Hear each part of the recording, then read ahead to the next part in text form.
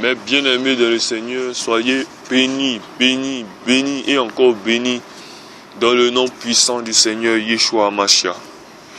Je suis toujours très heureux de partager la parole de Dieu avec vous, malgré tout, malgré la maladie, malgré toutes sortes d'épreuves, car notre récompense est grande. Nous avons commencé un enseignement sur la Bible des ni sacrés et nous allons continuer dans cette voie-là. Pour que les gens comprennent le fond des choses, il ne faudrait pas s'arrêter au superflu. Il ne faut pas s'arrêter au superflu et dire que oui, telle chose c'est mauvais, telle chose c'est bon. Et c'est ainsi que les Juifs se sont laissés tromper, se sont laissés, je dirais que, dominés par le mal et qui n'ont pas vu le Mashiach qui était en face d'eux. Parce qu'ils ne comprenaient pas la profondeur des Écritures. Ils ne comprenaient pas les vérités cachées. Et lorsqu'on leur fait, lorsque le Mashiach s'exerçait à leur montrer ces choses à travers des signes, ils ne comprenaient pas.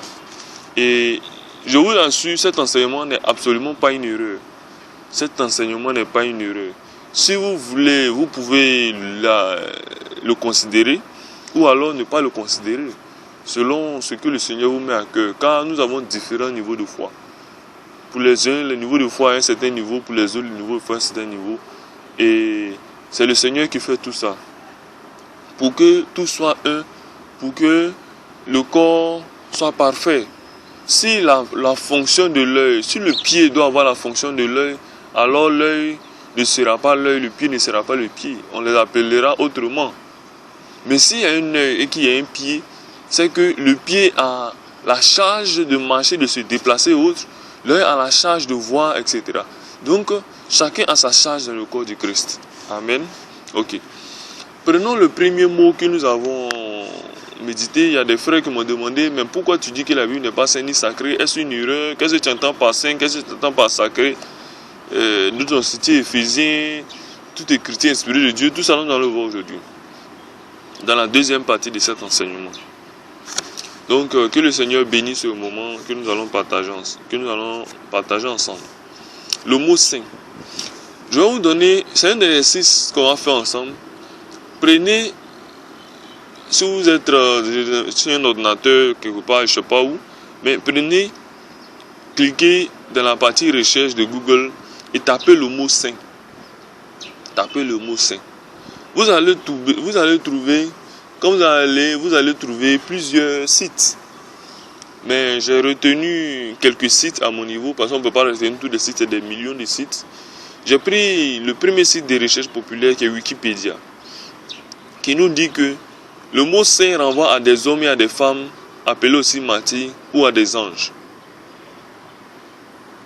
C'est ce que Wikipédia nous dit. Et plus loin, Wikipédia va développer en disant que le mot saint aussi renvoie à Dieu. Prenez encore un autre site, www.mediadico.com. Ce site-là nous dit que, en première définition, que le mot saint, c'est ce qui est pur et parfait.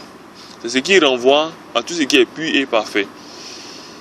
Et ils ont ajouté quelques abominations de l'Église catholique en disant qu'ils ont considéré comme saints ceux qui ont été véritablement, ils ne sont pas canonifiés ou béatifiés par l'Église catholique romaine, qui est une véritable abomination.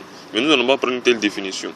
Donc on retient cette définition. Le mot c'est ce qui renvoie à ce qui est pur et parfait. On prend encore www.larousse.fr.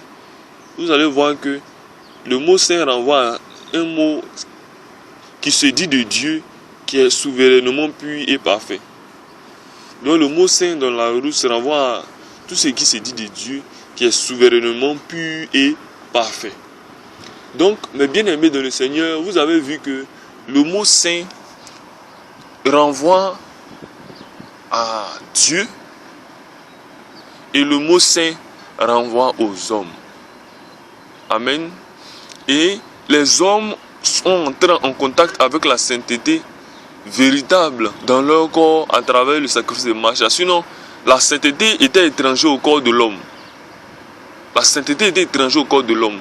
C'est après le sacrifice de Mashiach que la sainteté est entrée en contact avec l'homme. et l'homme est devenu lui aussi saint quand il accepte le message de l'évangile.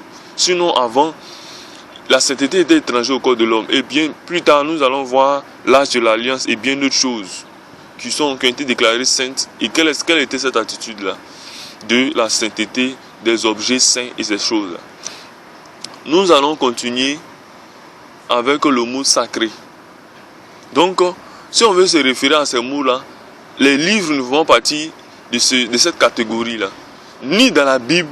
Pourquoi j'ai pris des sites pour vous expliquer? Parce que je vous ai emmené à chercher dans les Écritures. Vous n'allez nulle part voir dans les Écritures que le livre est saint et le livre est sacré. Nulle part. Donc, puisque j'ai fait les recherches à travers les Écritures et que beaucoup n'ont pas compris, n'ont pas cerné, c'est normal. Je fais les recherches aussi à travers les recherches les moteurs de recherche de ce monde afin que les gens puissent cerner. Voilà. Maintenant, on va continuer avec le mot sacré. Ça encore, là, c'est un mot encore plus abominable. Allez encore sur, c'est le même procédé. Prenez Wikipédia. Vous allez voir que le mot sacré est une notion d'anthropologie. Ça veut dire, l'anthropologie, c'est une étude, c'est les sciences qui étudient l'être humain dans tous ses aspects. L'anthropologie. Donc c'est un mot qui renvoie à l'homme en fait. Donc on dit quoi? Le sacré a toujours une origine naissant d'une tradition ethnique et qui peut être mythologique, religieuse ou idéologique. Il désigne ce qui est inaccessible, indisponible, mis hors du monde. C'est quoi? Normal et objet de dévotion et de peur. De dévotion et de peur. On ne donne pas une dévotion à la Bible. Et on ne doit pas avoir peur de la Bible. Absolument pas. Nous avons la crainte de la colère de Dieu. Mais même le diable, nous n'avons pas peur du diable. Il y a deux choses qu'on ne fait pas, qu'on ne doit pas faire avec le diable. On ne doit pas sous-estimer le diable et on ne doit pas aussi le surestimer. Mais on doit le connaître comme une créature déchue, comme une créature vaincue déjà par le Christ, par le Machia. C'est comme ça qu'on doit connaître le diable. Mais il ne faut pas le négliger, car il est véritablement malin et il passe à travers des choses pour véritablement séduire les enfants du Seigneur. Donc,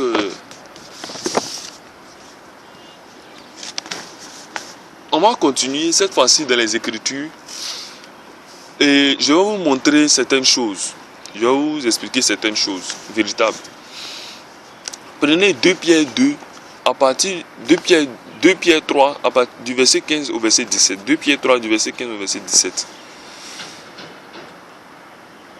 Mais avant 2 Pierre 3, à partir du verset 15 au verset 17, j'aimerais qu'on médite 2 Timothée 3, le verset 16. Donc prenons 2 Timothée 3, le verset 16. Toute écriture est inspirée de Dieu et utile pour enseigner, pour convaincre, pour corriger, pour instruire dans la justice, afin que l'homme de Dieu soit accompli et propre à toute bonne œuvre. Donc la Bible nous dit que toute écriture est inspirée de Dieu et utile pour enseigner, pour convaincre, pour corriger, pour instruire dans la justice, afin que l'homme de Dieu accompli et propre à toute bonne œuvre. Évidemment, tout ce qui vient de Dieu est pur et parfait. Donc la parole de Dieu est pure et parfaite. Et la parole donc, est pure et parfaite. N'est-ce pas? La parole de Dieu est pure et parfaite. La parole de Dieu ne peut être souillée, quelles que soient les actions des hommes. Donc si on est d'accord que la parole de Dieu est pure et parfaite, ça veut dire que quoi? Où se trouve la parole de Dieu véritablement?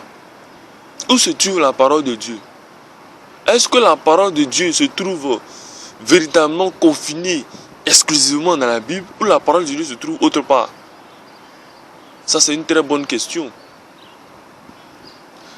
Bien-aimés, il y a une chose qui n'a pas pu sauver les Juifs, les Israélites, c'est qu'ils se sont concentrés, bon gré mal gré, sur les Écritures et selon leur conception humaine, ils ont essayé de réfléchir d'où le Messie allait venir, qu'est-ce qui allait se passer. Les prophètes ont essayé de sonder d'avance ce qui allait se passer.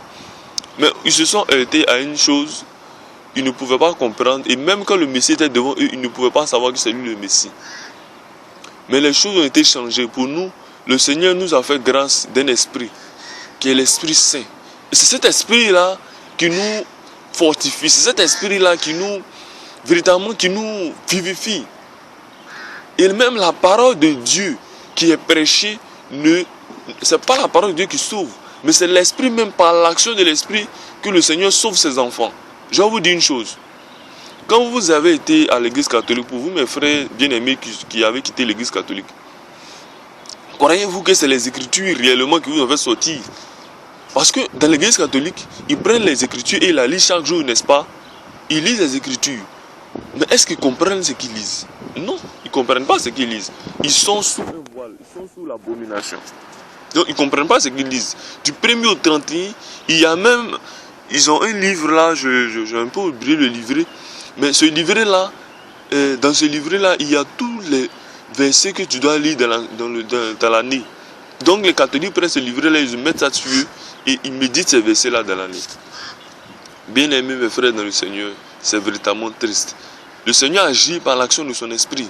Et pour ceux qui ont poussé les recherches loin, vous voyez que les écritures même que nous lisons, ont été falsifiées. Il y a beaucoup d'erreurs. Prenons au niveau de la forme. Au niveau de la forme, il y a des erreurs de virgule et de points. Il y a des erreurs de grammaire dans les écritures que nous avons vues dans les écritures qui ne doivent pas avoir leur place. Ça, c'est une chose. Deuxième chose, il y a des erreurs de fond. Il y a des pensées qui n'ont pas véritablement été bien traduites ou alors qui ont été déformées volontairement pour mener les hommes à la perdition. Mais le Seigneur nous rattrape. Le Seigneur, à travers son Esprit Saint, nous montre la voie à suivre. Je vous assure, mes bien-aimés, si l'Esprit Saint se retirait de la terre et que vous restiez avec vos Bibles ne vous serviraient à rien. Je répète, si l'Esprit Saint quittait la terre et que vous restiez avec vos Bibles ne vous serviraient à rien. Rien, absolument rien. Absolument rien. Ok. Prenons 2 Pierre 3 du verset 15 au verset 17. Croyez que la patience de notre Seigneur est votre salut. Comme notre bien-aimé frère Paul vous l'a aussi écrit selon la sagesse qui lui a été donnée. C'est ce qu'il a fait dans toutes les lettres, où il parle des choses dans lesquelles il y a des points difficiles à comprendre, dont les personnes ignorantes et mal affermies tordent le sens comme celui des autres écritures pour leur propre ruine.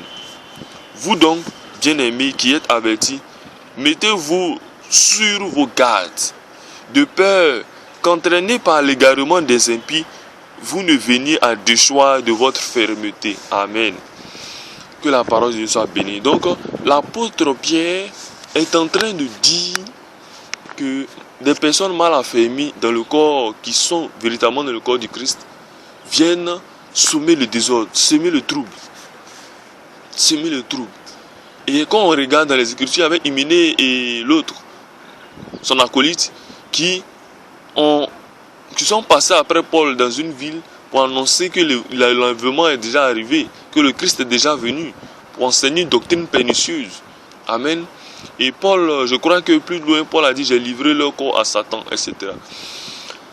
Véritablement, mes frères bien-aimés de le Seigneur, sachez que le Seigneur nous envoie, nous aussi, à comprendre tous ces vérités que je suis en train de vous dire.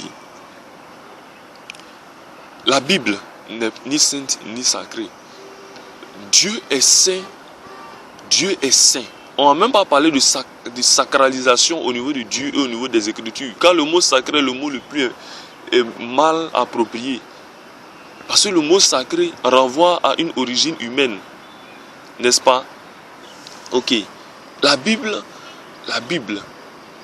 mes bien-aimés, la Bible, la parole de Dieu a été manifestée chair. La parole de Dieu qui est Mashiach, qui est Christ. La parole de Dieu a été, nous rattrape dans le cœur à travers quoi? À travers l'Esprit Saint. Certainement, si Dieu le permettant, Yahweh Elohim le permettant, nous allons avoir une troisième partie et nous allons expliquer pourquoi l'Esprit Saint, pourquoi le Roi HaKodesh est véritablement notre héritage, nous qui sommes enfants de Dieu. Et que nous devons faire attention, nous devons toujours prier, nous devons nous référer à cet esprit-là quand nous lisons les Écritures. Ça ne sert à rien de prendre notre conception humaine, notre intelligence de l'homme animal, de l'homme naturel, pour essayer de comprendre les Écritures. Ça ne sert à rien. Parce que vous n'allez rien comprendre et vous allez mourir pour vous retrouver dans la gêne. Donc à chaque fois que vous vous mettez à lire les Écritures, même en ce qui concerne la Bible, à chaque fois, même que ce soit la Bible, que ce soit quel que soit ce que vous lisez, demandez au Seigneur de vous guider. Que ce soit la Bible ou que ce soit tout autre livre, parce que je vous assure, il vous arrive de lire dans nos livres de primaire.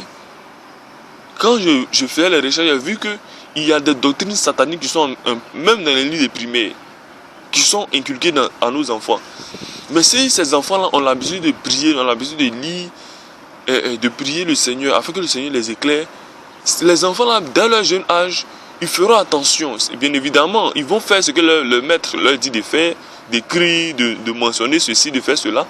Mais ils feront attention, afin de ne pas se laisser se guider par les doctrines démoniaques africaines et autres. La religion, le culte aux ancêtres, la tradition qui est un piège démoniaque. La tradition. Voilà.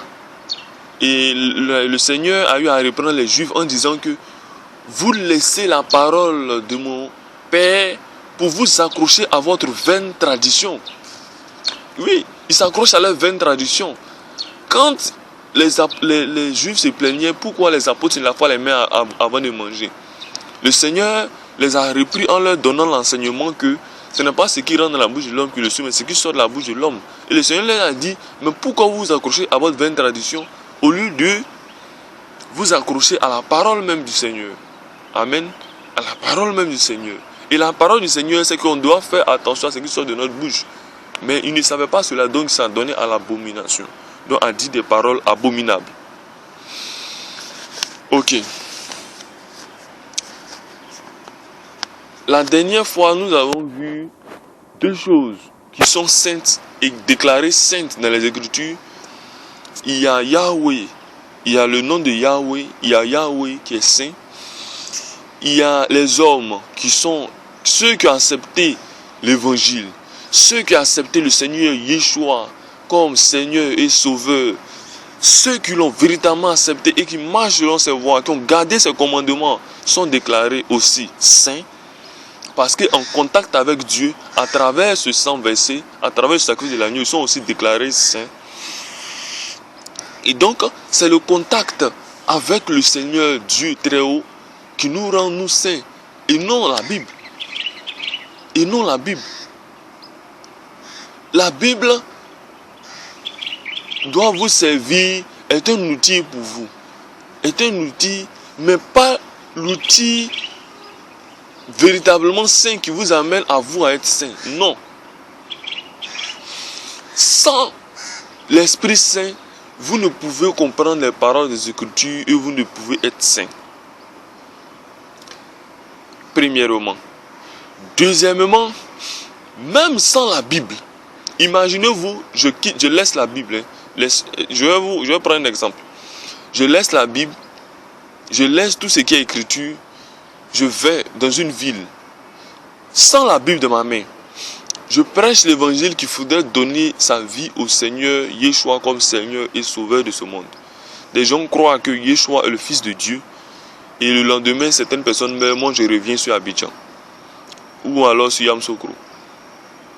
Qu'en est-il de ces personnes qui sont mortes, qui ont cru que le Seigneur Yeshua est le Seigneur Sauveur, qui ont cru, qui ont véritablement accepté que le Seigneur règne dans leur vie? Ces personnes-là, sont-ils sauvés ou pas? Oui, ils sont sauvés parce que la parole de Dieu le déclare. Mais est-ce qu'on dira non parce que sur place là, vous n'avez pas de Bible? Donc, non. Ok. Mais bien aimés, soyez bénis. Vous savez, vous devez vous exercer à appliquer la parole du Seigneur. Comprenez une chose, c'est vous qui êtes destiné à la sainteté. C'est vous qui êtes destiné à la pureté. C'est vous qui êtes destiné à la perfection. Quand le Seigneur fera descendre le feu sur la terre, le déluge, la Bible ne sera pas épargnée. Les Bibles seront brûlées. Et même les hommes même s'acharneront à brûler les Bibles. Les Bibles seront brûlées, mais cela n'aura aucun impact sur l'action du Seigneur dans cette vie et sur la parole de Dieu. On continue.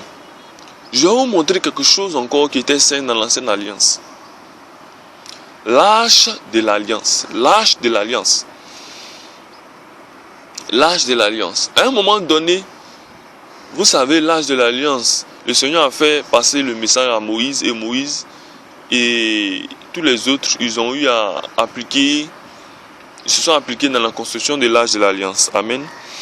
Donc le Seigneur s'est fait présent dans l'âge de l'alliance à un moment donné. C'est ce qui rendait l'âge de l'alliance saint et les villes où le peuple d'Israël passait saint. Amen. Et je vais prendre, j'en veux pour preuve, prenons Lévitique 16, verset 2. Lévitique 16, verset 2 nous dit quoi? L'Éternel dit à Moïse, parle à ton frère Aaron afin qu'il n'entre pas en tout temps dans le sanctuaire au-dedans du voile, devant le propitiatoire qui est sur l'arche, de peur qu'il ne meure, car j'apparaîtrai dans la nuée sur le propitiatoire. Donc, Aaron avait l'habitude d'entrer et de sortir comme il voulait dans le lieu déclaré Saint des Saints. Donc le Seigneur passait par Moïse pour dire non, on dit à ton frère de ne pas entrer et sortir comme il veut, car moi-même j'apparaîtrai. De peur quoi? De peur qu'il ne meure. Donc, ça veut dire quoi? Ça veut dire que quand le Seigneur Dieu est présent dans sa sainteté, tout ce qui n'est pas dans la condition de la sainteté, tout se consume. Parce que Aaron allait être consumé s'il ne faisait pas attention. Mais quand le Seigneur allait apparaître, il fallait que Aaron fasse un certain nombre de choses pour ne pas être consumé. N'est-ce pas?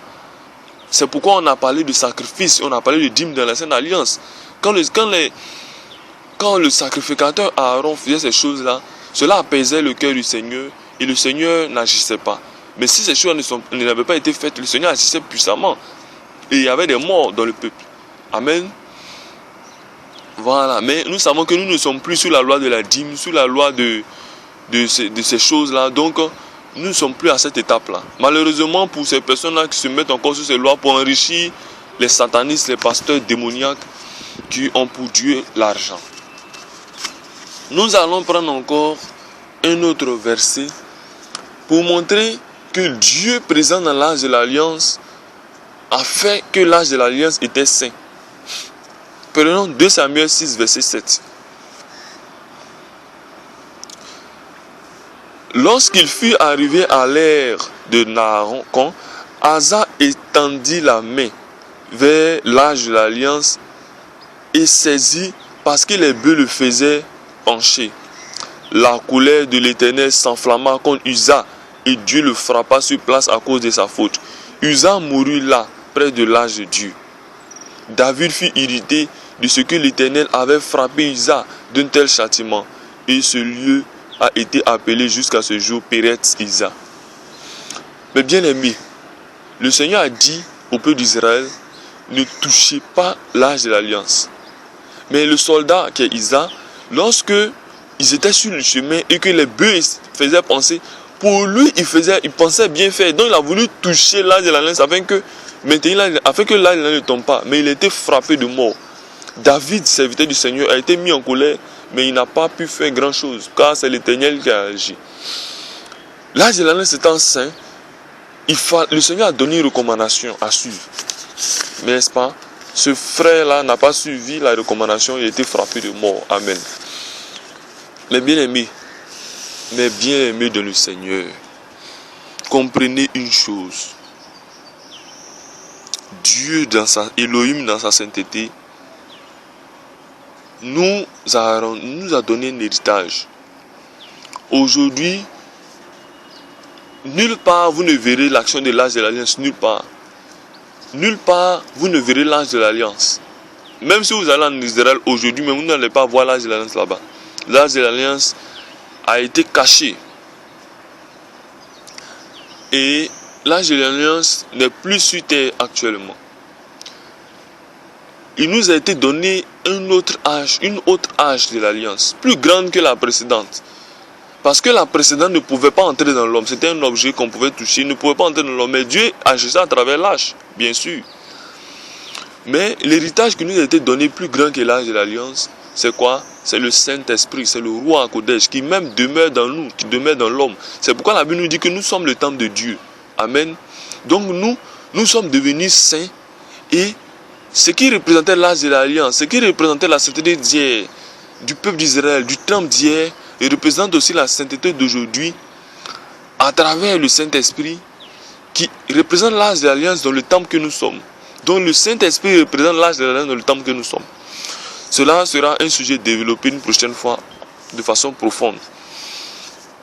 Mais bien aimés dans le Seigneur. Romains 6, verset 22 nous dit quoi? Mais maintenant, étant affranchis du péché et devenus esclaves de Dieu, vous avez pour fruit la sainteté et pour fin la vie éternelle. Donc nous qui sommes dans le Seigneur, nos fruits doivent être des fruits de sainteté. Parce que nous avons pour fin la vie éternelle. Vrai ou faux? Amen. Voilà. Toutes ces écritures-là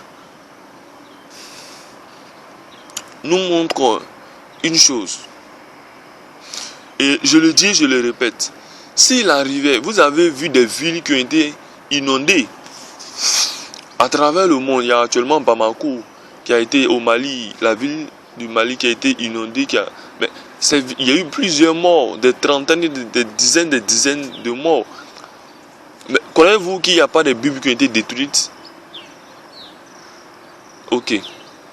Le Seigneur ne jugera personne pour ces Bibles détruites là. Mais pour ces morts, pour ces personnes qui sont mortes là,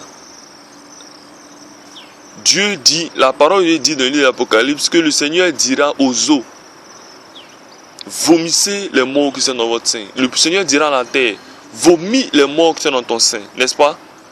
Le Seigneur dit que la parole de Dieu nous dit que le Seigneur demandera compte aux animaux qui ont atteint l'homme. C'est-à-dire les animaux qui ont eu à manger l'homme, qui ont eu à dévorer, le Seigneur va les demander des comptes. Bon, là encore, c'est une image, mais je ne vais pas rentrer en profondeur aujourd'hui. Donc le Seigneur va demander des comptes.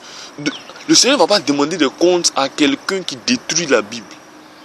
Mais le Seigneur va demander des comptes à quelqu'un qui profane sa parole. Le Seigneur va demander des comptes à quelqu'un qui profane l'homme, qui détruit l'homme. Amen. Ok. Je vais prendre un verset véritablement intéressant. Matthieu 24, verset 35. Le ciel et la terre passeront, mais mes paroles ne passeront point. C'est une parole du Seigneur Yeshua. Le Seigneur Yeshua dit, le ciel et la terre passeront, mais mes paroles ne passeront point. Mais quand on lit véritablement le livre de l'Apocalypse, la vie de l'Apocalypse nous montre que la terre, à un moment donné, sera éloignée. Il y aura un nouveau ciel et une nouvelle terre. Mais croyez-vous que dans ce nouveau ciel et dans cette nouvelle terre-là, il va exister la Bible là-bas? Non. Mais la parole de Dieu sera toujours là. Tout cela, je suis en train de vous... Là, c'est un enseignement d'adulte spirituel. Je suis en train de vous montrer la déconnexion entre la parole de Dieu véritable et la Bible. Et je vous montre en même temps la connexion qu'il y a entre la parole de Dieu véritable et la Bible. Ok. Les gens auront beau falsifier la Bible. Les gens vont beau tourner les écritures de la Bible. La parole de Dieu ne pourra jamais, jamais, jamais être souillée. Je le répète. Dieu ne peut être souillé. On est d'accord? Ok. Elohim ne peut être souillé. Alors, Yeshua nous ayant mis en contact avec la sainteté, nous, l'âme de l'homme, celui qui reçoit le Seigneur Yeshua Hamashiach comme Seigneur et Sauveur, et qui rentre en contact avec cette sainteté-là, son âme ne peut être souillée. Son âme ne peut être souillée. Amen. Donc, le Seigneur étant saint, il rend l'homme saint. C'est ce que ça veut dire. Donc, nous qui sommes rentrés en contact avec la sainteté, nous ne pouvons être souillés. Ce n'est pas possible. Il n'est pas possible que celui qui a été agréé par le Seigneur soit encore souillé. Ce n'est pas possible. Mais, Je mets un mais. C'est pourquoi je parlais de la vie spirituelle. Je mets un mais. Le Seigneur, quand vous allez lire le livre, je crois c'est le livre de Romains, il y a un homme qui a pris la femme de son père. Et quand l'apôtre Paul a jugé, il a dit donner sa chair à Satan afin que son corps soit détruit et que son âme soit sauvée. Ce verset-là nous montre que l'âme de cet homme-là ne pouvait être souillée. L'âme de cet homme ne pouvait être souillée. Mais son corps a été donné à Satan. Remarquez bien, quand Paul jugeait et que Paul condamnait ces personnes-là qui ont reçu le Seigneur véritablement et que il leur donnait un jugement. Regardez, Paul leur dit quoi? Paul dit, j'ai donné leur chair à Satan afin que leur âme soit sauvée le jour du jugement. Mais pourquoi Paul ne dit pas, ils ont été perdus, ils vont complètement dans le feu de la GR? Non, parce que personne ne peut condamner celui que Dieu a déclaré juste, celui que Dieu a déclaré sauvé. C'est pas possible. Personne ne peut le condamner, personne ne peut le noyer, personne ne peut l'anéantir véritablement. Donc notre corps peut être détruit. La souillure même est dans notre corps. La souillure même, les désirs impurs qui sont dans notre chair, restent dans notre chair. C'est pourquoi Paul pouvait dire, mais qui me délivrera de ce corps mortel? Oui, qui me délivrera de ce corps? Car il y a toujours des désirs, les lois qui sont dans la chair sont contraires à ceux de l'esprit. Mais vous croyez que c'est pourquoi les lois qui sont dans la chair sont contraires à l'esprit? Parce que la souillure même se trouve dans la chair. Quand vous avez le désir, par exemple, de la masturbation, le désir de la pornographie, le désir là, quand le désir là, vous voyez des images et que ce désir est dans votre chair, mais vous croyez que ce désir là vient d'où? Ce désir là est dans la chair, et ce désir étant dans la chair, le diable appuie. Et maintenant, qu'est-ce qui résiste? C'est votre esprit qui résiste. C'est votre âme qui résiste. Et le Saint-Esprit qui est en nous murmure des paroles, il psalmodie, il murmure des paroles, et ces paroles-là, des paroles de sainteté, pour nous donner la force, et nous résistons, et nous ne faisons pas ces choses. Mais nous sommes tentés. C'est pourquoi on parle des tentations. S'il n'y avait pas cette loi-là, contraire à l'âme, contraire à la loi de l'esprit, à la loi de la parole de Dieu, de notre chair, nous ne serons pas tentés. Nous ne serons pas véritablement objets de tourment sur cette terre. Nous n'allons pas avoir dans l'esprit de combattre le mal. Mais c'est parce qu'il y a cette loi-là que Dieu a voulu ainsi. C'est Dieu qui a voulu, c'est Elohim qui a voulu comme cela. Donc nous bénissons Elohim pour ce qu'il permet.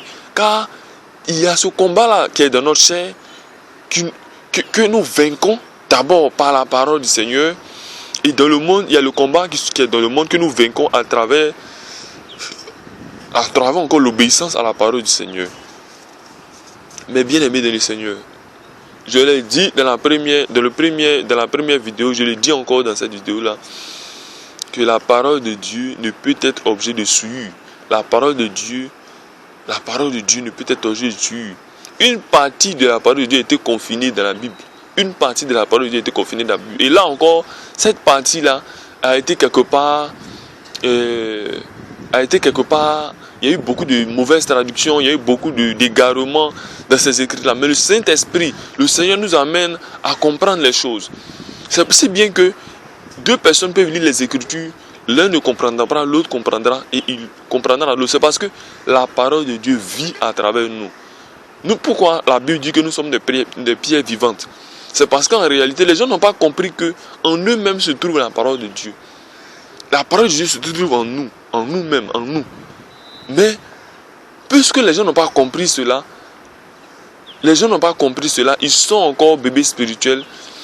Ils ne comprennent pas qu'ils ne doivent pas agir comme les gens de ce monde. Amen. Ils ne doivent pas agir comme les gens de ce monde. Normalement même, il nous est pas, je ne sais pas comment vous dire ça, mais normalement, étant dans la hauteur de la parole, étant dans la hauteur de l'esprit, nous étant guidés par l'esprit, il nous serait inutile même d'avoir une Bible en main. Inutile. L'apôtre Paul n'avait pas de livre en main, de Bible en main. pour dire que, mes frères, selon 2 Corinthiens 3, verset 6, voici, selon 3, non. Il avait l'Esprit Saint, il parlait au nom de l'Esprit, il agissait au nom du Seigneur et on voyait les miracles, on voyait les accomplissements, les gens croyaient qu'ils étaient sauvés. N'est-ce pas? Quand on prend les apôtres n'avaient pas de livre en main pour dire non. Mais à partir du temps des apôtres, les écrits ont été confinés. Le Vatican a cru. Les gens ont cru qu'en prenant les Écritures, en les falsifiant, et même en y ajoutant les livres d'hétérocanoniques, les livres démoniaques, les livres apocryphes, ils ont cru qu'ils pourraient, en ingérant les doctrines de la nécromancie, à travers les livres comme les livres de Maccabée et autres, ils ont cru qu'ils pouvaient détourner la parole de Dieu, ils pouvaient perdre les enfants du Seigneur. Mais la Bible nous dit que aucun des enfants du Seigneur ne peut être perdu. Le Seigneur même nous dit que je ne laisserai aucune des brebis que le Père m'a confiées se perdre. Amen. Il dit, je suis venu dans le monde pour mes brebis. Mes brebis entendront ma voix et mes brebis me suivront. Vous n'êtes pas de mes brebis. Parlant de ceux qui refusent la parole de Dieu, à qui on prête jour et nuit et qui refusent la parole de Dieu. Mes bien-aimés dans le Seigneur, comprenez cette parole-là aujourd'hui. Les apôtres, que ce soit le marchand lui-même, il n'avait pas de livre en main pour dire je vais... Non, les apôtres n'avaient pas de livre en main. Mais aujourd'hui, la Bible est quelque part une référence. La Bible est la petite norme. Oui, la Bible est la petite norme pour ces personnes-là. Pour déjà même, la Bible est la petite norme pour déjà même être comme, je dirais, une sorte de petite sécurité, je parle à la manière des hommes, afin que les hommes du mal, les hommes de la perdition, les hommes impies ne puissent atteindre quoi? Les enfants de Dieu.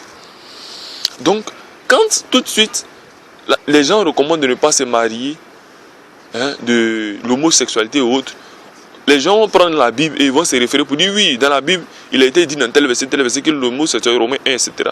Que l'homosexualité est une abomination. Les gens prennent les Écritures pour le démontrer. Mais quelqu'un véritablement qui est dans le Seigneur n'a même pas besoin d'ouvrir quelque part la Bible pour savoir que c'est une abomination. Il n'a pas besoin même de ça. Et même Paul s'exerce à dire que s'il est naturel pour une femme d'avoir des cheveux, comprenez que s'il est indécent, pour une femme d'avoir les cheveux coupés, comprenez qu'il est important pour une femme d'être voilée. S'agissant du voile de la femme. Mais jusqu'aujourd'hui, les gens n'ont même pas encore compris qu'une femme doit se voiler avant d'adresser des paroles au Seigneur. Et il pourra que les livres de 1 Corinthiens, je crois le 1 Corinthiens 11 ou 13, a été écrit en vain. Où Paul recommande à la femme de se voiler.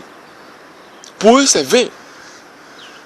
Et même les gens disent que la Bible nous dit qu'il est indécent pour un homme de se voiler. Les gens vont se référer aux Juifs. Pour dire que oui, les Juifs mettent, je crois, on dit c'est la kippa sur leur tête.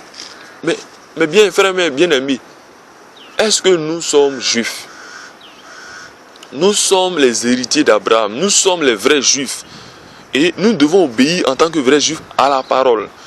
N'est-ce pas? Oui. Mais si on se retrouve à mettre finalement tous des trucs sur la tête pour dire non, nous devons devenir juifs afin d'être sauvés. Non, absolument pas. Absolument pas. Donc les bien-aimés apôtres n'avaient pas de Bible en main. Mais ils prêchaient la parole de Dieu. Ces paroles ont été déformées à travers le temps, mal traduites. Et même il y a beaucoup de choses qui n'ont pas été mises dans la Bible.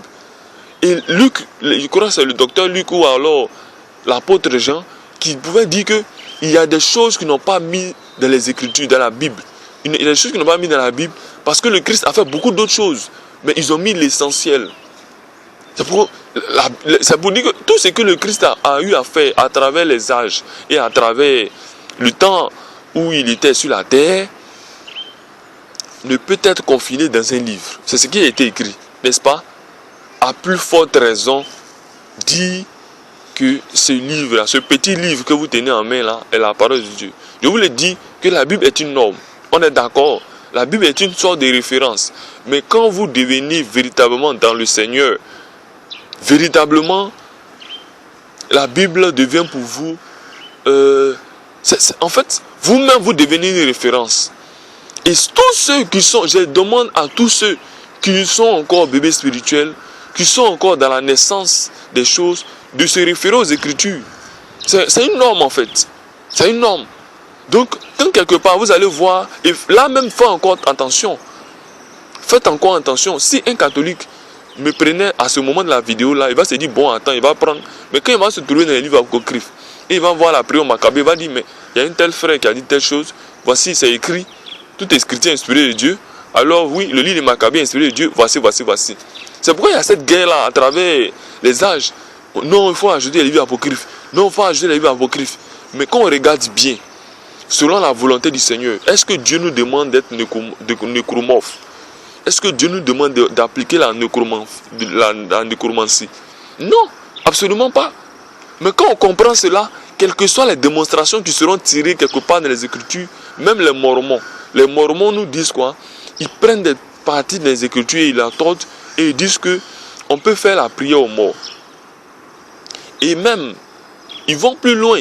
Ils disent que si un mort n'a pas cru en l'évangile, vous pouvez faire quoi? Vous pouvez vous baptiser pour ces morts-là, afin que ces morts-là, déjà là-bas où ils soient sauvés. C'est une abomination. Quand même, si on veut se limiter aux Écritures à cette norme-là, nous dit que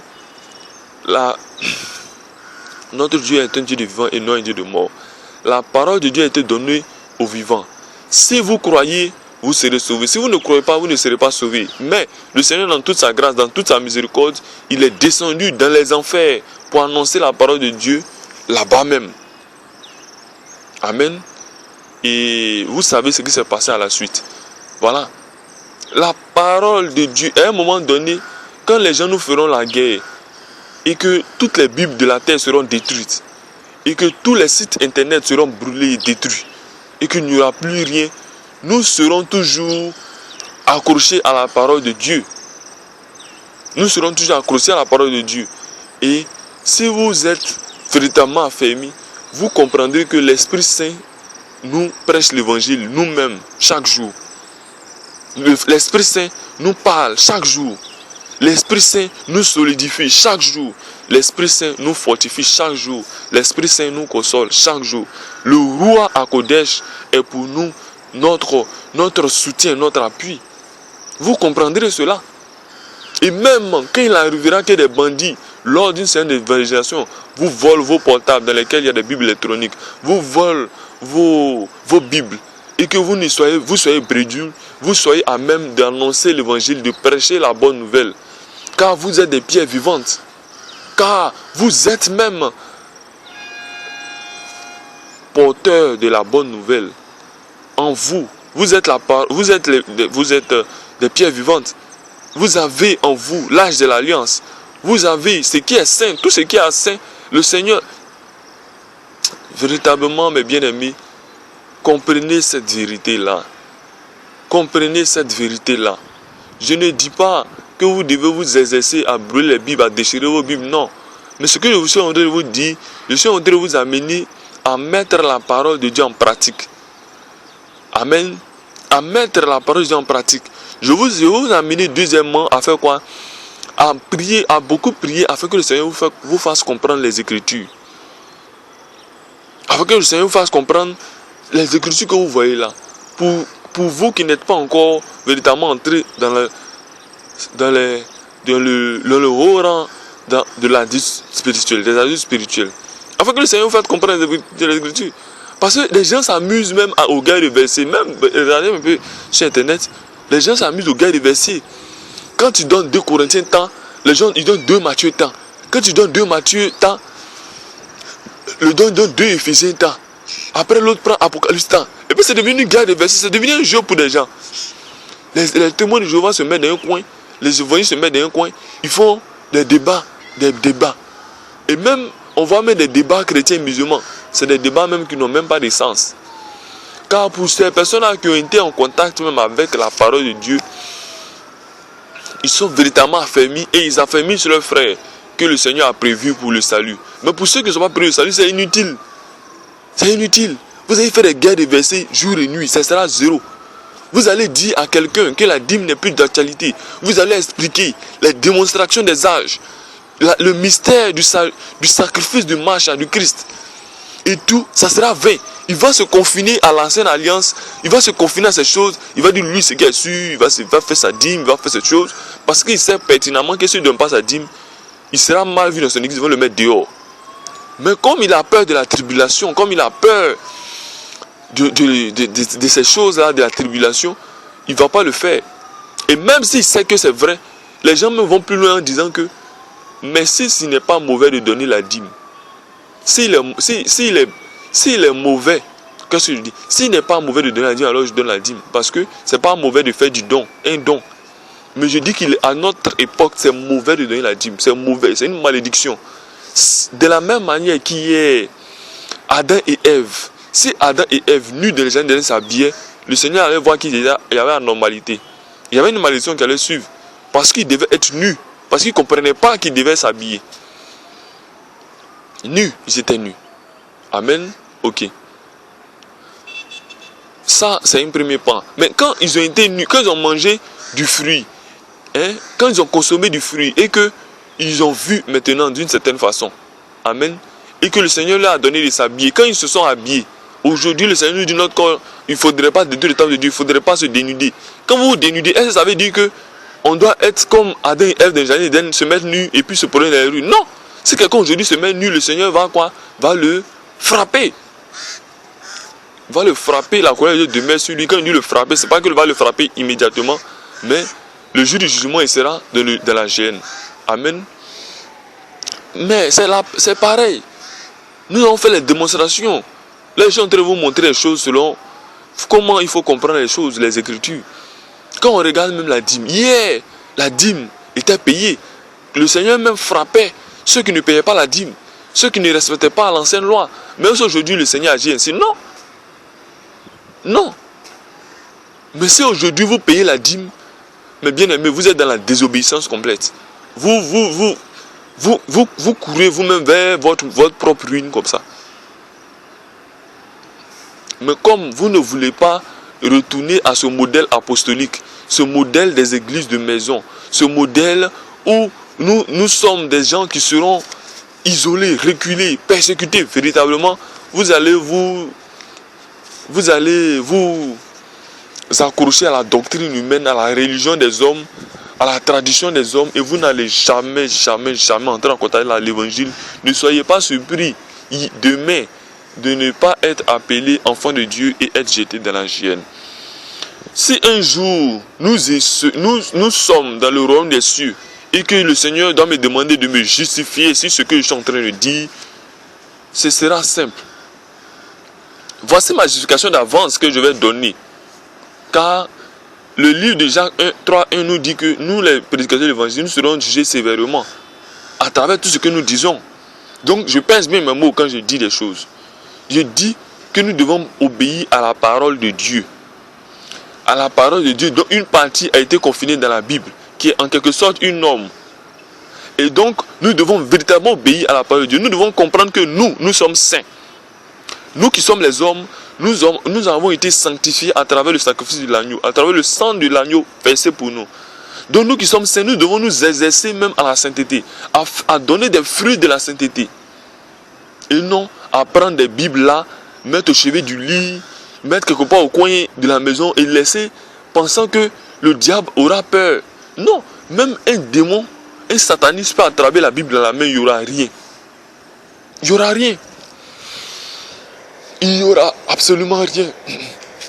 Et quand on regarde la science des exorcismes, qui est une science démoniaque, nous voyons très bien une chose. Regardez, je crois que c'est le film L'Exorciste 2. Le démon, à un moment donné, quand le prêtre parle, mais le démon, à un moment donné, même, je crois, il a pris la Bible en main. Même ce qu'ils appellent la croix, qui est un objet de malédiction, que les gens ne comprennent pas, ils mettent sur le coup pour eux-mêmes être malédiction.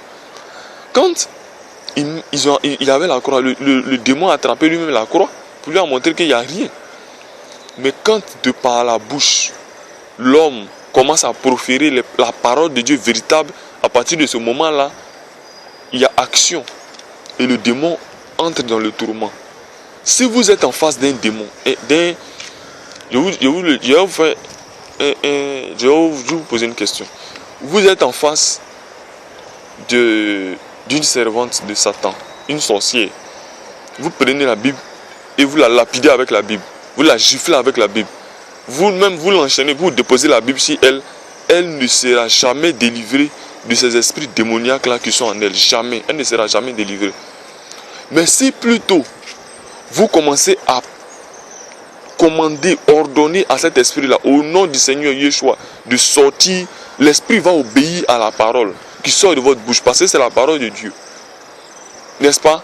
Mais si vous prenez la Bible, vous prenez des psaumes, comme certains le font, ils prennent des psaumes, ils déchirent ces psaumes-là, ils mettent quelque part d'un coin au bureau, d'un coin dans leur service, on prend des versets là, c'est devenu un jeu pour eux en fait. Ils prennent des versets, on met sur les portes pour penser que le démon même ne pourra pas entrer, parce que il y a quoi? Il y a soi-disant une parole sur la porte dont le démon ne peut pas entrer. Mais bien aimé, remarquez bien, malgré même ces paroles sur les portes là, il y a les actions démoniaques dans les maisons. Oui. Et moi-même dans ma maison, je sais qu'il y a des démons qui sont là. Quand je mange, ils sont là. Quand je dors, ils sont là. Mais pourquoi? Ils ne peuvent rien faire. Parce que j'ai été crucifié avec Christ. Oui. Donc ils savent déjà qu'ils sont vaincus. Et le Saint-Esprit qui est avec moi, qui est à côté de moi et qui est en moi, me solidifie, me fortifie. Et ils ne peuvent rien faire en fait. C'est pourquoi je le dis haut et fort qu'un sorcier ne peut pas atteindre véritablement un enfant de Dieu. C'est impossible. C'est même pas possible en fait. C'est pourquoi comme ils ne peuvent pas spirituellement, ils viennent maintenant physiquement agir contre nous. Les satanistes agissent, ils écroulent l'économie mondiale, ils nous rendent pauvres, ils nous créent des problèmes dans les services, dans le travail où nous sommes, ils créent des problèmes dans le mariage, ils nous rendent des difficultés passées. C'est pourquoi? C'est parce qu'ils ne peuvent pas agir spirituellement qu'ils agissent ainsi. Sinon Satan a tout tenté spirituellement. Il a tenté même le Seigneur dans le désert. Vous connaissez que c'était une tentation physique dans le désert. C'était une tentation spirituelle. Parce que Satan n'est pas physique. Mais quand Yeshua était tenté dans le désert, vous connaissez que c'était physique. C'était spirituel.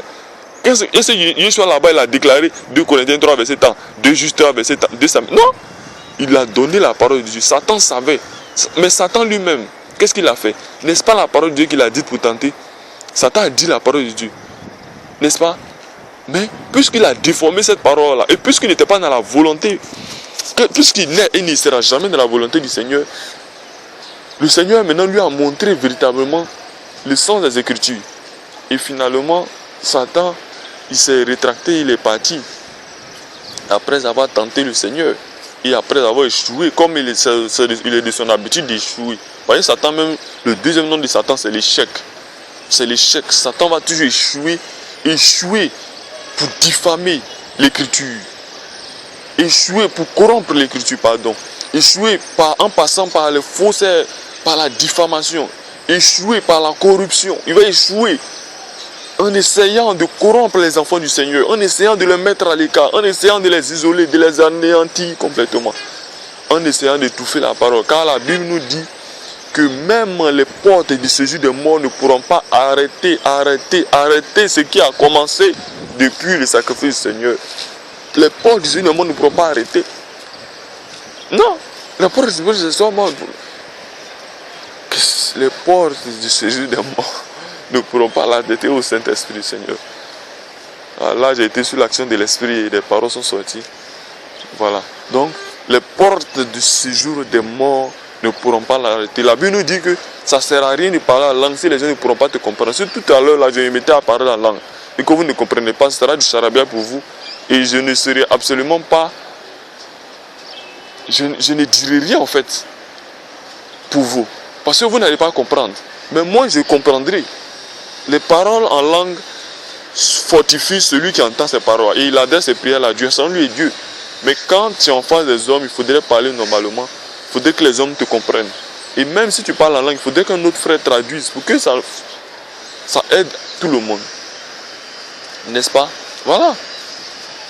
Qu'est-ce que nous faisons sur Internet? Qu'est-ce que nous faisons dans les médias? Qu'est-ce que nous faisons quand nous prêchons l'évangile? Nous prenons des versets parce que les gens, parce que la Bible que vous avez, c'est une norme. C'est une norme. Donc, pour déjà même respecter cette norme-là que les gens ne respectent pas, nous faisons quoi? Nous prenons les versets, nous expliquons les choses aux gens. Mais malgré cela, même les gens ne comprennent rien. Malgré ça, les gens ne comprennent pas. Mais quand à un moment donné, les personnes sont rattrapées par la véritable parole de Dieu, quand les personnes sont véritablement rattrapées, ils comprennent tout de suite. Ah, tout le temps j'ai lu ce verset, je ne comprenais pas. Aujourd'hui j'ai compris. Vous croyez que c'est sur l'action de l'esprit qu'il y a telle action? Remarquez, vous avez tous ceux qui se disent, tous ceux qui sont dans le Seigneur ont toujours une telle action. Mais j'ai lu tout le temps ce verset, je n'ai jamais compris. Et voici aujourd'hui le Seigneur me révèle ces choses. Mais vous croyez quoi? Vous croyez que quoi? Ce serait une utilité s'il n'y avait pas l'Esprit Saint sur la terre? Je le dis et je le répète. Si l'Esprit aujourd'hui se retirait de la terre, toutes vos Bibles seraient inutiles. Toutes vos Bibles. Toutes vos Bibles seraient inutiles. Je vous exhorte donc à méditer beaucoup les Écritures. Je vous exhorte donc à faire une autre chose qui est de méditer les Écritures, mais qui est aussi de prier beaucoup. Prier beaucoup, prier sans cesse. Demandez au Seigneur demandez au Seigneur qu'à travers l'Esprit Saint, de quoi? Que vous compreniez ce minimum-là d'abord. Des Écritures qui se trouvent dans la Bible, et en plus loin que vous compreniez même les vérités cachées. Parce qu'en réalité, ces vérités cachées-là, vos frères ne comprendront pas. Parce que la Bible, quand le Seigneur nous dit, le Seigneur nous dit, Jean, il nous dit quoi? Il dit Jean 3. Il dit, mais comment croirez, si vous ne croyez pas quand je vous ai parlé des choses terrestres, comment croirez-vous quand je vous parlerai des choses célestes? Il y a des choses que le Seigneur nous a montrées et a montré aux autres, même à Paul, aux autres, qu'on ne peut pas expliquer, qu'on ne peut pas traduire, qui ne peut être décrit. Parce que même si tu disais ces choses-là, les gens ne comprendront pas. Donc tous ces petits comiques qui disent que l'on est allé au paradis, on est allé aux enfers, et puis commencent à traduire, non, au paradis, il y a ceci, il y a cela, il y a ceci. C'est des comédiens. Même les écrits, les descriptions faites dans le livre de l'Apocalypse, de la Nouvelle Jérusalem, sont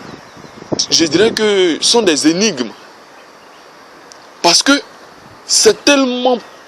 C'est même des paroles même qui n'ont même pas un effet puissant par rapport à ce qui est véritable. Mais c'est lorsque nous serons devant ces fêtes, lorsque nous serons ces pieds de jaspe, lorsque nous serons devant ces mers de verre et ces choses, c'est à ce moment-là que nous comprendrons la dimension réelle de cette parole. Mais actuellement, là, c'est des mots qui sont employés comme ça, et des gens mal affermis trouvent les Écritures, et oui, j'ai fait un rêve, j'ai vu ceci, j'ai vu cela. Non. Et même, mes bien-aimés, priez sans cesse. Priez sans cesse. Priez sans cesse. Et que la parole de Dieu véritable vous soit inspirée dans le cœur, à travers l'Esprit Saint. Dans votre cœur. Et que, à travers l'Esprit Saint, à travers vos méditations, à travers vos prières, l'Esprit puisse vous faire comprendre cette petite norme des Écritures. Et de plus loin encore, une plus grande norme à travers l'Esprit Saint. Car la parole de Dieu, évidemment, toute écriture est inspirée de Dieu. Mais est-ce que la parole de Dieu est toute écriture?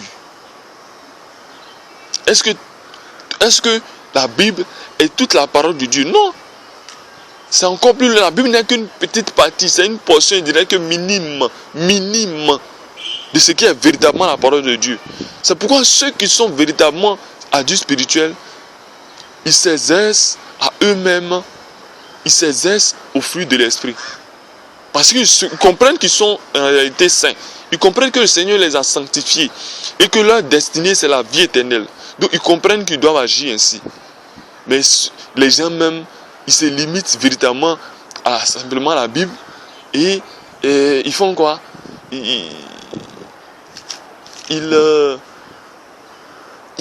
ont du mal à faire un pas. Je connais des personnes qui se mettent jour et nuit à méditer, à vouloir arrêter la cigarette, mais ils n'arrêtent jamais. Mais quand ils se mettent à prier, quand ils demandent à Dieu de les aider, Dieu les aide. Amen. Voilà. Ne perdez pas de vue l'action du Seigneur. Les gens même ont laissé les prières. Les gens même ont laissé l'action du Saint-Esprit. Et ils se confient dans leur coin avec leur Bible. Et ils veulent eux-mêmes comprendre. Mais vous ne comprendrez jamais. Vous ne comprendrez jamais, mes bien-aimés. Honoré, ça va? Oh.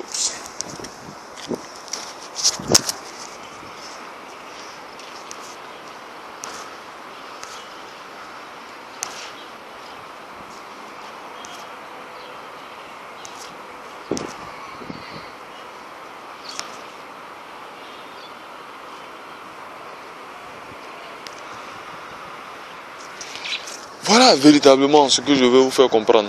Voilà véritablement ce que je veux vous faire comprendre. Aujourd'hui, les branhamistes disent que quelle Bible on doit utiliser? C'est la Bible Shuraki. Voilà, merci Seigneur. C'est la Bible Shuraki. Donc, eux, ils n'utilisent que la Bible Shuraki et je vous assure. En tout cas, dans la secte branhamiste où j'étais, c'est la Bible Shuraki qu'on utilise. Hein, parce que toutes les Bibles sont classées de démoniaques. Quand tu vas dans l'église évangélique, ils utilisent plusieurs Bibles, 8 secondes, etc. L'église protestante, je veux dire. L'église évangélique a suivi avec la Bible le semeur qui a apparu plus tard. L'église catholique a créé aussi ses Bibles, la Bible Tob et autres. Mais quand vous regardez, pourquoi il y a différence sur les Bibles? Pourquoi d'autres recommandent des Bibles? Et même des Juifs, d'autres recommandent les Bibles Strong, qui jugent que ce sont des bombes de Bible. Et même les chrétiens, il y a des chrétiens qui s'amusent à dire, moi je veux savoir quelle Bible est bonne, quelle Bible est mauvaise. Et même à chercher à savoir, prenons telle Bible est bonne, telle Bible est mauvaise, telle Bible est bonne. Non! Non! Si vous avez véritablement compris la nécessité d'être en contact avec le Seigneur, si vous avez véritablement compris que la Bible n'est qu'une sorte de petite norme auquel on doit s'attacher, vous n'allez pas perdre des débats de Bible, des guerres de Bible. Hein? La Bible d'Abi. Moi j'utilise la Bible d'Abi. Toutes les autres Bibles sont des Bibles démoniaques. C'est que si tu dis cela, c'est que tu n'as rien compris. Tu n'as rien compris. Je ne recommande aucune Bible à quelqu'un en lui disant, prends cette Bible-là, laisse une autre Bible. Non. Mais voilà ce que je dis. Quand vous prendrez une Bible, et que dans cette Bible-là, vous comprendrez à travers le message que vous recevez de l'Esprit Saint, que ces écritures que vous lisez là ne sont pas de Dieu. Laissez les écritures, méditez la parole véritable et que le Seigneur vous fasse comprendre les choses. Je ne suis pas en train de dire qu'il faudrait laisser la Bible pour aller méditer des livres de yoga. Ça, c'est une abomination. Ne laissez pas la Bible pour aller lire des livres de la sagesse des hommes, de la tradition africaine et autres. Tout ça, c'est des abominations.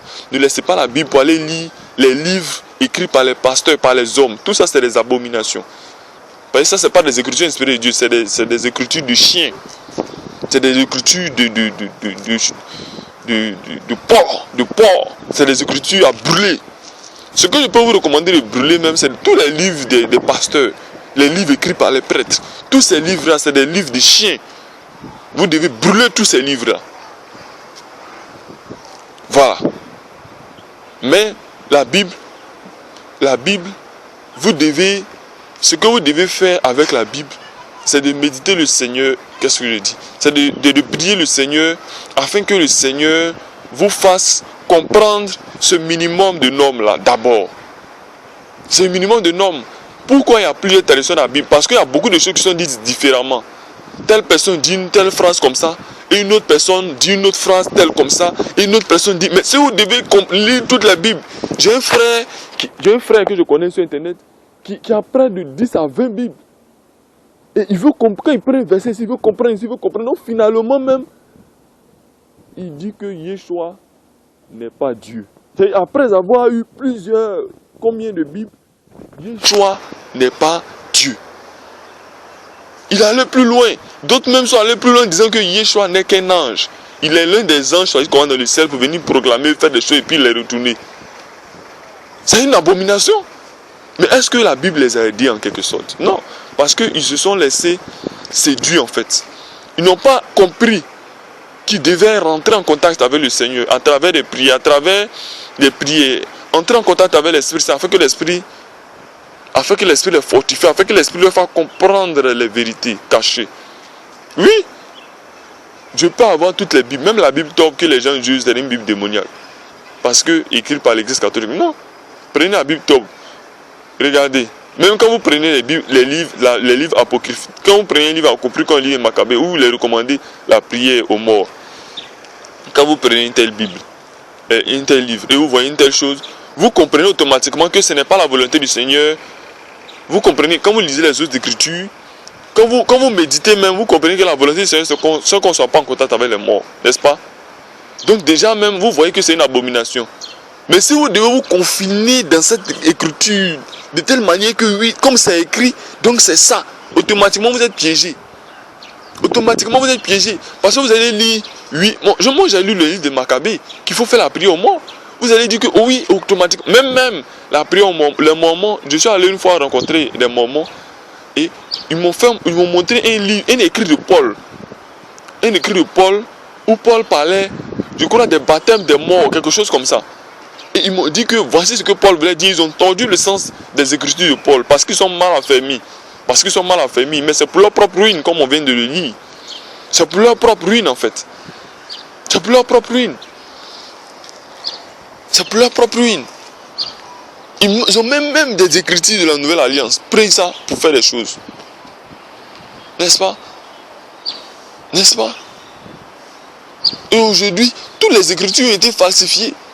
Des choses ont été falsifiées. Les gens pas. Pourquoi le Seigneur dit que celui qui ajoute un iota dans le livre et les paroles écrites dans ce livre, il lui sera ajouté les choses sur le fleuve. Celui qui retranche. Mais il ne s'agit pas des écrits. Hein. Il s'agit de la parole, ce qui sort de ta bouche. Si ce qui sort de ta bouche là, c'est des abominations, c'est des choses contraires aux écritures, c'est ça qui va te juger. C'est ce qui sera pris contre toi dans le jugement. Ce n'est pas les écrits, non. Mais en fait, c'est les mêmes actions. Hein. Quand je dis les écrits, je veux dire que ce soit la parole, que ce soit tout ce qui sort de toi-même, que ce soit les pensées, que ce soit ce que tu vas prendre ton stylo, écrit, internet, taper des choses et puis véhiculer un message pour donner les choses abominables. Évidemment, toutes ces choses seront retenues contre toi, des choses abominables. Mais je vous demande de vous exercer à méditer véritablement la Bible. Ça, c'est la première norme. D'abord, à véritablement comprendre ce qui est écrit. À véritablement méditer. Être en contact avec le Seigneur. Prier le Seigneur afin que le Seigneur fasse comprendre les vérités cachées. Première des choses. Deuxième des choses, ne perdez pas de vue la parole faite chair. Le Seigneur Yeshua Mashiach, Christ, qui est très haut et qui est aussi ici bas. Car il a dit, je ne vous laisserai jamais, je ne vous abandonnerai jamais. Ne perdez pas de vue ça. De telle manière que, même si un frère venait à vous, tordait les sens des Écritures, pour vous faire comprendre une abomination, quand vous allez vous référer au Seigneur, le Seigneur va vous faire comprendre que ce que le frère vous dit, c'est une abomination, vous allez le retirer. Même si pour l'heure, vous ne comprenez pas ces écrits-là. Je répète, si un frère, vous rencontrez un frère, il vous donne un enseignement, que vous ne comprenez pas l'enseignement, laissez l'enseignement, allez-y, méditez. Priez le Seigneur sans cesse. Seigneur, j'ai reçu un enseignement, je ne comprends pas l'enseignement. Je ne comprends pas ce que le frère veut dire. Méditez, méditez, méditez. Et ce que le Seigneur va vous dire là, prenez ça comme cela. Ce que le Seigneur va vous dire, prenez ça comme cela. Je n'ai jamais dit de laisser la Bible pour suivre les livres sataniques de ce monde. Si quelqu'un détourne les paroles de cette vidéo là, de cette vidéo que je vais publier, et dit des choses, je ne suis pas témoin de cela. Je ne suis pas coupable.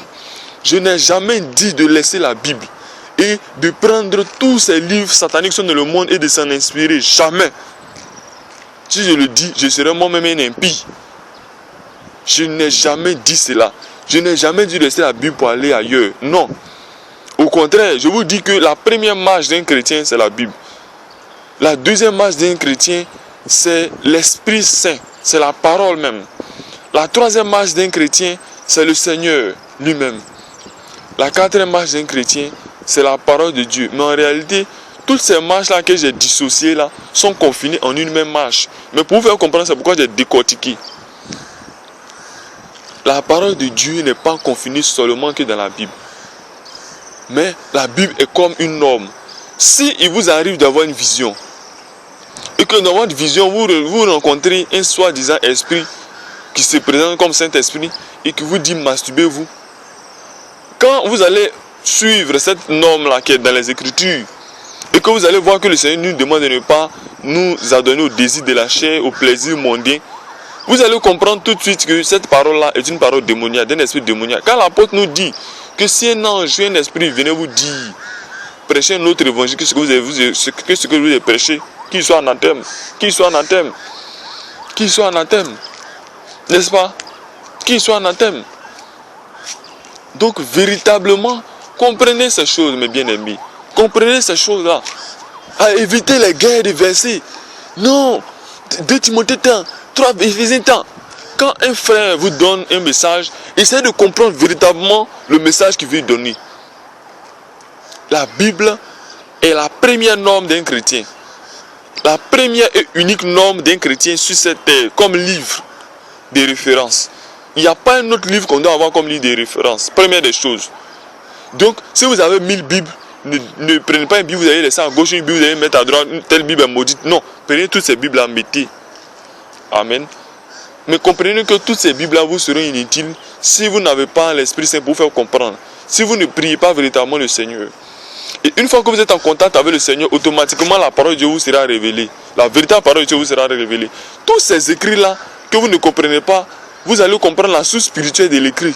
La source spirituelle. Et vous allez comprendre. Car, comme l'apôtre le dit, toute écriture est inspirée de Dieu. Je répète, je n'ai jamais dit de laisser la Bible pour aller derrière tout autre livre démoniaque de ce monde. Jamais. Jamais. La Bible s'explique par elle-même. La Bible est un livre complet. N'est-ce pas? Voilà. Donc vous devez comprendre cela. Je vous le dis, mes bien-aimés dans le Seigneur, vous devez comprendre que la Bible est un livre complet. Complet. Mais la Bible n'est pas toute la parole de Dieu. Non. Absolument pas. Absolument pas. Mais, sachant que les écrits qui sont dans la Bible ont été inspirés d'origine de Dieu, automatiquement, on doit avoir la Bible comme référence. N'est-ce pas? On doit avoir la Bible comme référence. Regardez, je vais vous donner une image. Quand le Seigneur a apparu à l'apôtre Pierre, il a dit à Pierre, va dans la maison de Corneille, va faire ceci, va faire cela. Mais Pierre a dit, quand le Seigneur a fait descendre tous les animaux de la terre, il a dit tu manges. Pierre a dit non, je ne mange rien d'impur. Le Seigneur a dit quoi? Ne déclare pas pur ce que moi je déclare. Ne déclare pas impur ce que moi je déclare pur. C'est-à-dire devant les yeux de l'apôtre qui n'était pas encore véritablement bien affermi.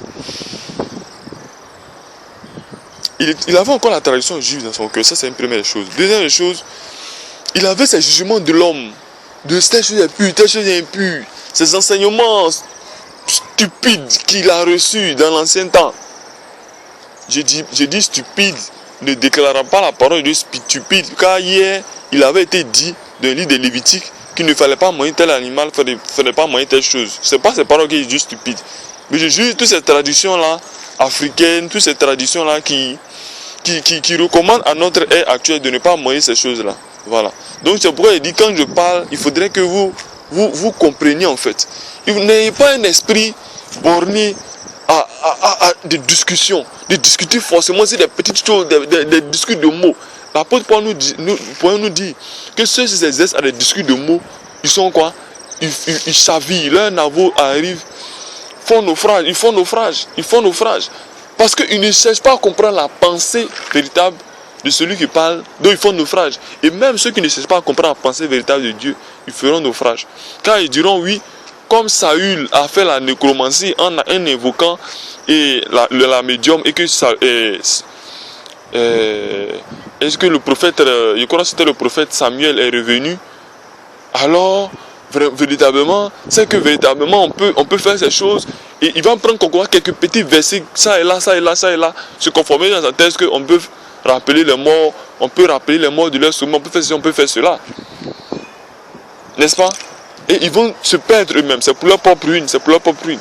Mais celui qui médite réellement la parole de Dieu, il va voir que véritablement, quand il regarde même l'acte des apôtres, quand il regarde l'acte des actes du Seigneur, il va comprendre. Celui qui véritablement regarde seulement les actes du Seigneur, celui qui regarde seulement, il va comprendre véritablement 100% de la parole de Dieu. Première des choses, je vais vous faire comprendre une chose. Au-delà de toute démonstration que j'ai déjà faite, première des choses, est-ce que le Seigneur Yeshua a déjà payé la dîme? Non, il n'a jamais payé la dîme. Deuxième des choses, est-ce que les apôtres ont une fois payé la dîme? Non, ils n'ont jamais payé la dîme. Automatiquement, vous qui êtes enfants du Seigneur aujourd'hui, étant héritiers de nos pères qui sont les apôtres, héritiers du Seigneur Yeshua, vous devez comprendre que vous ne devez pas payer la dîme. Donc si à un moment donné la dîme était incrustée après leur passage, vous devez comprendre que c'est une doctrine pernicieuse, automatiquement. Prenons une autre chose, deuxième des choses. Est-ce qu'au temps des apôtres, les femmes se voilaient? Oui, les femmes se voilaient.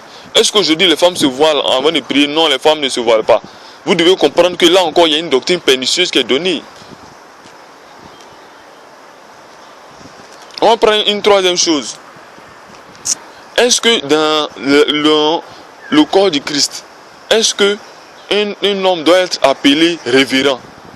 Est-ce que dans le corps du Christ, un homme doit être appelé agneau de Dieu? Est-ce que dans le corps du Christ, un homme doit être appelé souverain pontife, l'intermédiaire entre Dieu et les hommes? Sinon, un homme ne doit pas le faire. Si les apôtres ne l'ont pas fait, automatiquement vous devez comprendre qu'un homme on ne doit pas le faire. Je suis en train de vous amener à comprendre véritablement la parole de Dieu. Hein? Ok. Regardons les Écritures. Regardez, est-ce que vous avez une fois vu une femme faire des délivrances, chasser les démons? Et pourtant, les Écritures disent que les signes qui accompagnent ceux qui ont cru chasseront les démons, ils feront ceci, ils feront cela. Mais est-ce qu'une fois, dans la chambre haute, il y avait des femmes, n'est-ce pas? Mais est-ce que vous avez une fois entendu qu'une femme, Marie, ou bien les autres qui avaient l'Esprit Saint, elles sont allées dans un lieu où ils ont chassé les démons? Est-ce que vous avez une fois entendu cela? Automatiquement, vous comprendrez la place de la femme dans le corps du Christ. Est-ce que vous avez une fois vu des femmes, des hommes sont assis et ils commencent à enseigner? Les apôtres sont là, ils sont assis, et puis les femmes se lèvent, Marie se lève et dit, bon, les apôtres, vous vous asseyez, moi c'est moi la mère du Seigneur, c'est moi qui l'ai envoyé, voici. Taisez-vous, est-ce qu'une fois vous avez entendu cela? Vous devez comprendre la place de la femme. Est-ce que vous avez une fois entendu que Sarah s'est levée contre Abraham? Ou alors, les femmes de la nouvelle alliance se sont levées contre leur mari? Non, absolument pas. Donc vous devez comprendre que une femme doit être soumise. Je vous assure que si vous faites un tel exercice, vous serez très vite adulte spirituel. Vous serez comme des enfants. En fait, nous sommes comme des enfants. Et ceux qui s'exercent à être comme des enfants du Seigneur, ils sont comme des adultes spirituels et automatiquement, ils rentrent dans la pensée du Seigneur. Mais ceux qui ne font pas l'attitude d'enfant, ils vont rentrer dans la guerre et verser dans les démonstrations, ils ne vont jamais comprendre les Écritures. Jamais. Quel que soit ce que vous allez leur dire. Ils ne vont jamais comprendre. Jamais du tout. Est-ce que le Seigneur, à un moment donné, il s'est confiné dans les églises de bâtiments pour annoncer l'évangile? Est-ce qu'il est allé uniquement que dans les synagogues pour annoncer l'évangile? Non, absolument pas. Il partait dans les rues, il partait dans les maisons des païens, dans les maisons des gens qu'on dit, les gens du monde, les mondains. Il a annoncé l'évangile, ils croyaient, ils étaient sauvés, ils avaient la vie éternelle. Donc ceux qui se confinent seulement dans les églises bâtiments, là-bas, et ils sont confinés là-bas, ils disent bon, je vais à l'église, le pasteur là, il dort là même dans l'église. C'est une abomination. Pourquoi le Seigneur Yeshua étant sur la terre? Est-ce que le Seigneur Yeshua étant sur la terre, il a construit une église bâtiment, ou il a donné la recommandation de construire une église bâtiment où tout le monde sera? Absolument pas. S'il ne l'a pas fait, comprenez que nous-mêmes nous ne devons pas le faire aussi. C'est pourquoi on parle d'église de maison. Là où tu dors, tu pries. Là où tu vis, tu as tes frères dans la foi, vous vous exhortez, vous priez. Si vous êtes dans la rue, même si vous êtes des enfants de la rue, vous priez. C'est ça. Est-ce non parce que je n'ai pas de toit où dormir, donc je ne prie plus? C'est ça. Si un jour vous mettez dehors de votre maison, que vous n'avez pas de toit, vous n'avez plus d'église, vous êtes quelque part, est-ce que c'est fini? Non, nous sommes l'ecclésia, nous sommes l'église. Est-ce que, même dans les églises de maison, est-ce qu'il doit y avoir un groupe de chorale quelque part, un groupe de ceux qui sont les responsables, ils sont assis quelque part, et le groupe des autres, ils sont assis quelque part, ils sont assis sur des tabourets. Ça veut dire que nous conduisons le grand système en un petit système dans nos maisons. Automatiquement, nous sommes aussi des impies. Nous sommes tous des chantres de l'Éternel. Parce que nous chantons la gloire de Dieu. Et notre sacrifice est un sacrificateur. Le sacrifice que nous rendons à Dieu, c'est la louange et l'adoration. Amen. Si vous avez compris l'enseignement que je suis en train de vous donner, vous allez comprendre 100% de la parole de Dieu. Et vous allez comprendre ce que je suis en train de vous dire. Je vous bénis de toutes sortes de bénédictions. Je vous bénis afin que vous compreniez aujourd'hui que tous les autres livres, à part la Bible, sont les livres maudits. La Bible n'est pas un livre maudit. La Bible, il était inscrit dans la Bible beaucoup de secrets, beaucoup d'écrits de ce qui s'est passé hier. Et la Bible doit être la dernière référence, sinon que la première référence d'un chrétien. Mais au-delà de cette référence-là, il y a quelque chose de plus grand que les hommes doivent avoir. Ils doivent être en contact avec le Dieu très haut, avec Yeshua lui-même. Ils doivent être en contact avec la parole véritable du Seigneur, afin qu'ils ne se perdent point. On est d'accord? Si vous avez compris cela, si vous êtes véritablement des imitateurs de Christ, vous allez comprendre, comme des enfants, vous allez comprendre la vérité. Vous n'allez même pas faire des débats. Il y a des choses même, vous allez dire, bon, je ne comprends pas trop, mais comme le Christ n'a pas fait, moi aussi je ne fais pas. Ou bien telle chose comme le Christ a fait, moi aussi je fais. Et vous serez tranquille. Vous serez tranquille, vous n'allez pas avoir de problème avec quelqu'un. Bien évidemment, vous allez avoir des problèmes des hommes parce que leurs doctrines sont pernicieuses. Et puisqu'ils suivent des hommes, puisque les hommes ne s'intéressent pas, ils ne cherchent pas à comprendre les origines des choses, ils seront opposés à vous. Ils vont penser que vous êtes bizarre. Mais vous, mes bien-aimés, vous qui vous exercez à être imitateur de Christ, être imitateur des apôtres, vous allez très vite arriver à Dieu spirituel. Vous allez comprendre les vérités même, que peut-être même moi je n'ai pas compris. Et même vous allez être amené à m'expliquer des choses. Mais si aujourd'hui je vous explique ces choses-là, c'est pour vous faire comprendre, c'est pour vous amener à l'obéissance du Seigneur, à l'obéissance de la parole véritable du Seigneur, qui était des cieux et descendu sur terre à travers le corps du Christ, manifesté en chair. Ces paroles de Dieu même qui sont confinées là dans les Écritures, qui ont été peut-être mal traduites, des paroles qui ont été mal comprises, etc., qui se confinent dans la Bible, qui est notre référence, qui est la première référence d'un chrétien. Cette Bible-là doit être véritablement considérée, mais pas sacralisée. Ne pensez pas que si quelqu'un déchire la Bible, automatiquement il est maudit, absolument pas. Si quelqu'un urine sur la Bible, il est maudit, absolument pas. Non.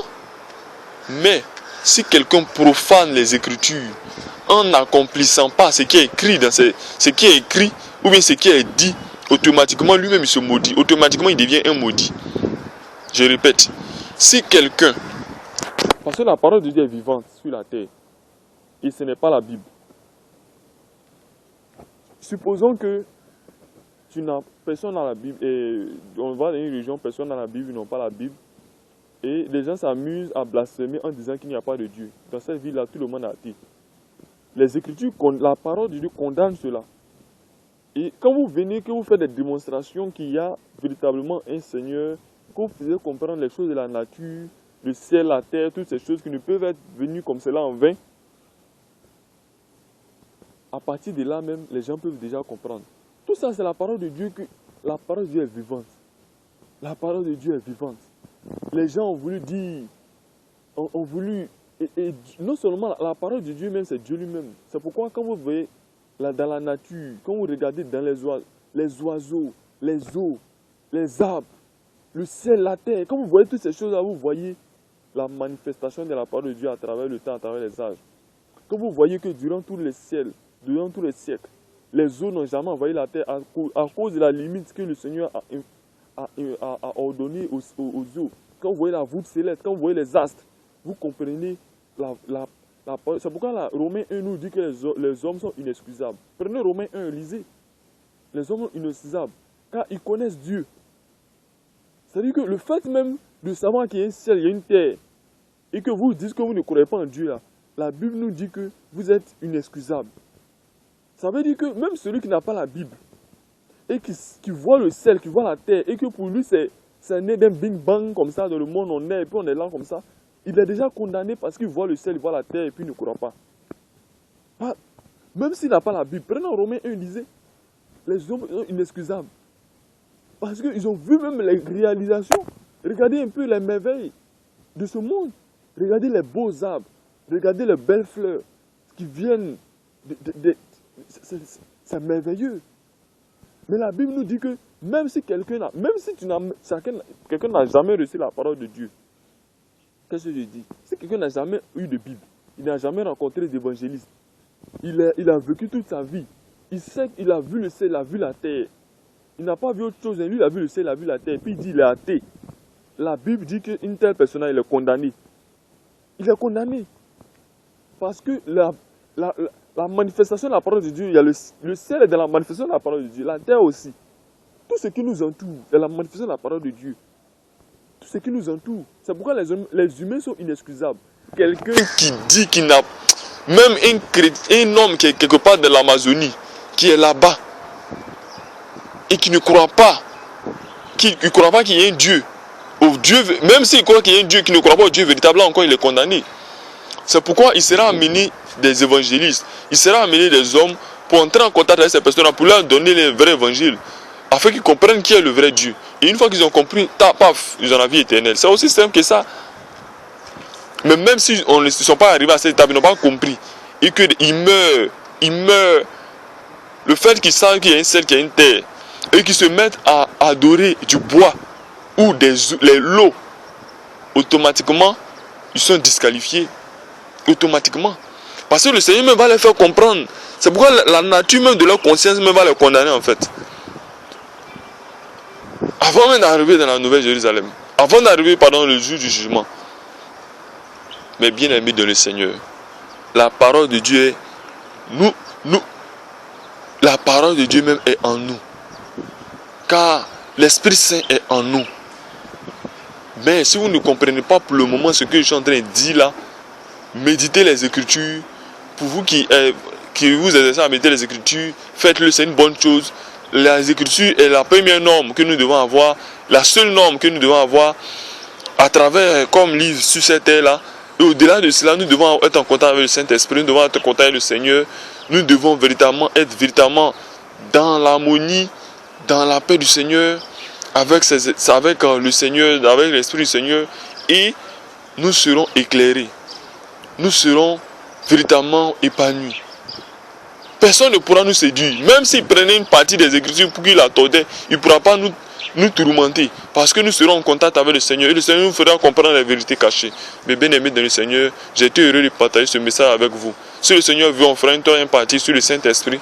Sinon, on s'arrêtera là, selon la volonté du Seigneur. Bon, je vous exhorte à prier pour moi parce que ces 2 temps-là, je ne me sens pas bien. Mais véritablement, je me sens véritablement mal, mais je m'exerce à outrepasser la maladie et à méditer la parole de Dieu avec vous. Donc, soyez bénis, mes frères, bien-aimés du Seigneur. Shalom.